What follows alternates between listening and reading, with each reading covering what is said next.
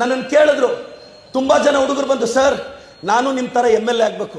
MLA ಆಗೋದು ಪರವಾಗಿಲ್ಲ, ಆಗೋದು ಹೆಂಗೆ ಗೊತ್ತಾ, ಕಿವಿ ಮುಚ್ಕೊಳ್ಳೋ ಸ್ಕಿಲ್ ಇರಬೇಕು. ನಾವಂತೂ ಕಿವಿ ಮುಚ್ಕೊಂಡಿದ್ದೀವಿ, ಯಾರು ಬೈದ್ರು ನಮಗೆ ಕೇಳಿಸ್ಬಾರ್ದು. ನಿಮ್ಮ ತಂದೆ ತಾಯಿನು ಯಾರ ತಂಟೆಗೂ ಹೋಗದೆ ಸೈಲೆಂಟಾಗಿದ್ದು ಏನೂ ತೀರ್ಮಾನ ತಗೊಳ್ದೆ ಮನೆ EMI ಕಟ್ಟಕ್ಕಾಗ್ತಿದ್ಯನೋ, 2 ವೀಲರ್ EMI ಕಟ್ಟಕ್ಕಾಗ್ತಿದ್ಯನೋ, ಸ್ಟೇಟಸ್ ಎಲಿವೇಟ್ ಆಗಿದ್ಯನೋ? ಇಲ್ಲಿ ಬಡವ್ರ ಮನೆ ಹೆಣ್ಣು ಮಕ್ಕಳನ್ನ, ಬಡವ್ರ ಮನೆ ಮಕ್ಕಳನ್ನ ಯಾವ ದೊಡ್ಡಮ್ಮ ಚಿಕ್ಕಮ್ಮ ದಸರಾ ರಜಕ್ಕೆ ಕರ್ಕೊಂಡೋಗಿ ಹೊಟ್ಟೆ ತುಂಬ ಊಟ ಇಟ್ಟು ಬಟ್ಟೆ ಕೊಟ್ಟು ಕಳ್ಸಲ್ಲ. ನಿಮ್ಮಪ್ಪ ಶ್ರೀಮಂತರಿದ್ದೆ ದೊಡ್ಡಮ್ಮ ಕರೆದು ವಾರ ಮನೆಯಲ್ಲಿ ಇಟ್ಕೊಂಡು ಬಟ್ಟೆ ಕೊಡಿಸ್ತಾರೆ 2000ಕ್ಕೆ. ಹೇಳ್ತಾರೆ ನಿಮ್ಮ ಅಪ್ಪಗೆ ಹೇಳು, ದೊಡ್ಡಮ್ಮ 2000 ರೂಪಾಯಿ ಡ್ರೆಸ್ ಕೊಡಿಸಿದ್ರು. ಯಾಕೆ ಹೇಳಿ?